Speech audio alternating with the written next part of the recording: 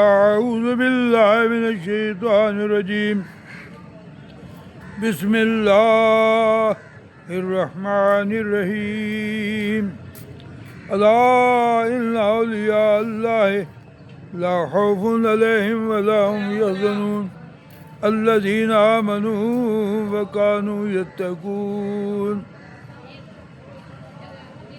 برادران طریقت، برادران اسلام، کروڑوں اربوں خربوں درود و سلاموں آقا حبیب نبی کریم رؤوف رحیم تاجدار مدینہ صلی اللہ ذات و بابرکات والے بیت پر. برادران اسلام،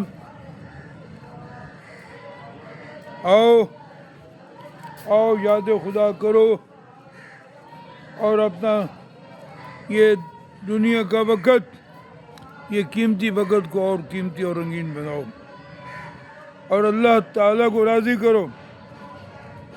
قرآن مجید فرقان حمید میں ہے وَمَنْ أَعْرَضَ عَنْ ذِكْرِي فَإِنَّ لَهُ مَعِيشَةً ضَنْكًا. یہ میرے پیر و مرشد بانی وادی سی تبلیغی سفر میں ہر روز قبلہ حافظ خواجہ محبوب احمد صاحب اللہ حافظ صاحب کو، محمود صاحب کو فرماتے تھے، حافظ صاحب یہ ذرا خوب وضاحت سے بیان کرو کہ جو لوگ ذکر سے منہ پھیرتے ہیں اللہ رب العزت ان کے بارے کیا ارشاد فرماتے ہیں.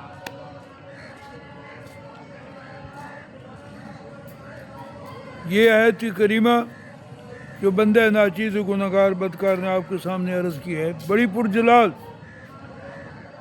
اگر دل بھی نہ ہو تو اللہ تعالیٰ کے ذکر سے اور اس کی یاد سے غفلت ناممکنات سے ہے.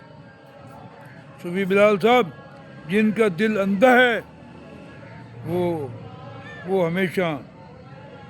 ہمیشہ اس چیز سے محروم رہتے ہیں. برادران طریقت فرمان ربی ہے، فرمان ربی ہے. میرے مالک حقیقی نے فرمایا وَمَنْ أَعْرَضَ عَنْ ذِكْرِي فَإِنَّ لَهُ مَعِيشَةً ضَنْكًا وَنَحْشُرُهُ يَوْمَ الْقِيَامَةِ أَعْمَىٰ. اس کے بعد ہر چیز ہے. برادران طریقت ہر چیز ہے. مکانات، باغات ہیں، مال و دولت کی ڈھیر، جاؤ حشمت، جوڑے گھوڑے، دنیا کی ہر چیز موجود ہے، لیکن اسے خوشی حاصل نہیں ہوتی. اللہ تعالیٰ خوشی مسرت کے چراغ اس کے دل سے بجھا دیتے ہیں. اللہ تعالیٰ کے عذاب کئی طرح کے ہوتے ہیں، لیکن یہ عذاب بہت ہی بڑا ہے کہ وہ کوئی شے عنایت فرما دے، عطا کر دے، لیکن اس کے استعمال سے محروم کر دیں. آپ نے شاید سنا ہوگا کہ فورڈ امریکہ کا امیر ترین آدمی، فورڈ بسوں، ٹرکوں، ٹریکٹروں وغیرہ کی کمپنی، اس کی ملکیت تھی. اس کے ٹرک اور بسیں وغیرہ کیڑوں کی طرح دنیا کی سڑکوں پر رینگ رہے ہیں. اس کی دولت کا اندازہ لگایا ہی نہیں جا سکتا. اس کے روپے پیسے، سونے چاندی کے ڈھیر اور محلات بے شمار، لیکن اس کے معدے میں ایک ایسی بیماری تھی کہ نہ وہ روٹی کھا سکتا تھا اور نہ ہی طرح طرح کے پھلوں سے لطف اندوز ہو سکتا. اللہ تعالیٰ کی وہ ہزار نعمتیں جن سے ہماری زندگی میں فرحت اور تازگی ہے، اسے وہ محروم کر دیے.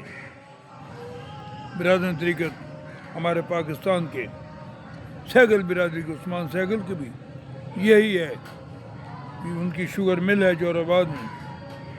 بہت بڑا کھانا بنایا، لوگوں کو کھانا کھلایا. آخر میں بات کی کہ جناب آپ نے کھانا کیوں نہیں کھایا؟ وہ کہنے لگے کہ مجھے کھانے کی اجازت لے دو، میں آدھی روٹی تندور کی کھا لوں، اس کو مل لکھ کر دے دیتا ہوں. وہ جوس پر گزارا کرتا. وہ گندم کی چھان میں نمک ڈال کر وہ انگریز کھاتا تھا، لیکن نعمت کی یہ دسترخوان جو خدا نے بچھا رکھے ہیں سب کچھ دے کر بھی محروم کر دیا. برادران طریقت وہ قادر کریم ہے، اس نے اسے محروم کر دیا انگریز کو. تو فرمایا جو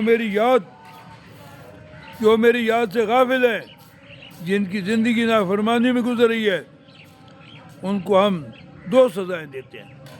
ہم زندگی کا لباس ان پر تنگ کر دیتے ہیں، وہ ایسی گٹھن اور تنگی محسوس کرتا ہے کہ راحت و خوشی کا وہاں گزر بھی نہیں ہوتا۔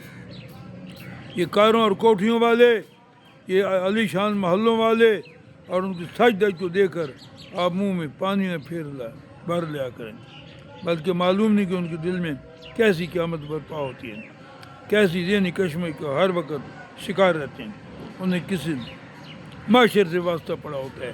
اللہ ہمیں اس سے محفوظ ہے۔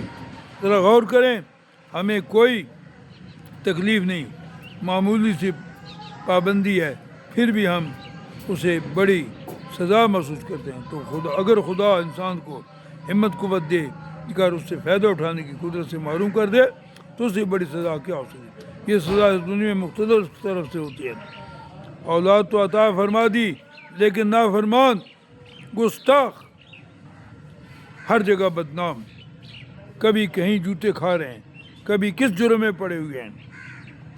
اللہ کرے اولاد ہو فرما بردار ہو، اللہ کرے اولاد ہو تو تاجدار مدینہ کا سچا غلام ہو۔ اس طرح دولت ہے لیکن طرح طرح کی ضلالتوں کا سبب بنتی ہے۔ اللہ تعالیٰ سے دعا کرنی چاہیے وہ ایسی آزمائشوں سے کہ برادران کا یہ اللہ تعالیٰ سے دعا کر، اللہ تعالیٰ آزمائشوں سے محفوظ ہے۔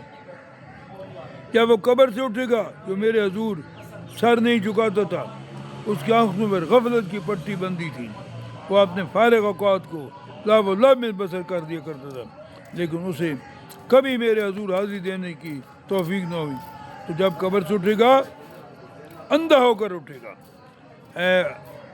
اے اکڑ رکھنے والے، اے اکڑ خان انسان، متکبر انسان، تو سجدہ نہیں کرتا ہے، خدا تعالیٰ کی حضور سجدہ نہیں کرتا ہے، کل قیامت کے دن تو اندھا اٹھائے گا، اندھا اٹھے گا، اندھا بینائی سلب ہو جائے گی۔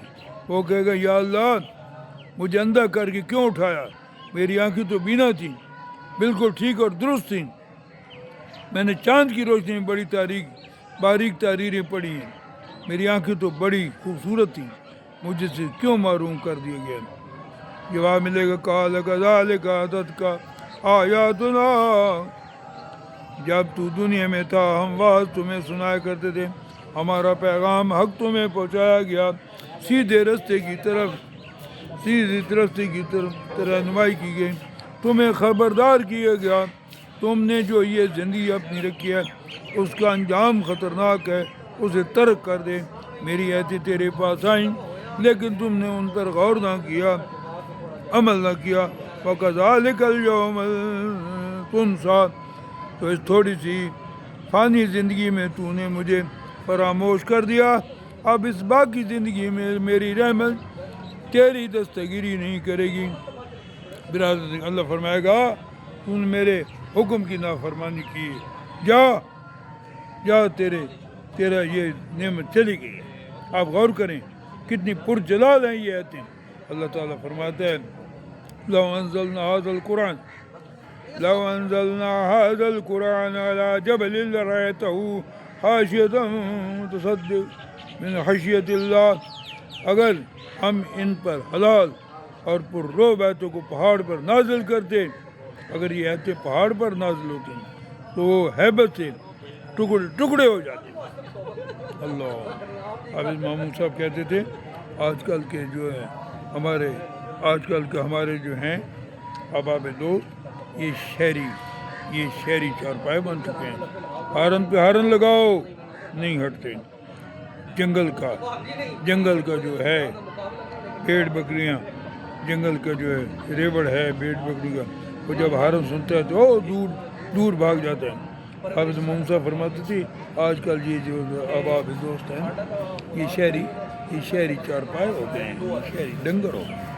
آؤ بچ جاؤ، انہیں تو غور یہ بات پتہ چلتی ہے کہ ہم نہیں سوچتے کیا ہم نے جو روشنی اپنی رکھی ہے، روش لی ہے، جو طریقے اختیار کر رکھا ہے، اس پر جو نتائج نکلیں گے، جو نتائج مرتب ہوں گے، ان کے برداشت کی ہمیں ہمت ہے ہرگز نہیں۔ آؤ اللہ سے ڈر جاؤ، آؤ اللہ کے راستے میں سر جھکاؤ، آؤ اللہ کی عبادت کرو، آؤ خدا کی یاد کرو، آؤ اللہ تبارک تعالیٰ کے احکامات کی طابل تعمیل کرو لا الہ الا اللہ لا الہ الا اللہ محمد رسول اللہ۔ باتیں کرتے ہو اپنوں بیٹھ کر، جس چیز کی برداشت کی ہمت ہی نہ ہو اس کے قریب ہی نہیں جانا چاہیے۔ تو آئیے خدا تعالیٰ کے حضور توبہ کریں، اپنے گناہوں کی معافی مانگیں، کیونکہ جو بندہ خدا کی یاد کو دل سے بھلا دیتا ہے خدا اس کے دل کو ویران کر دیتا ہے۔ لا الہ الا اللہ محمد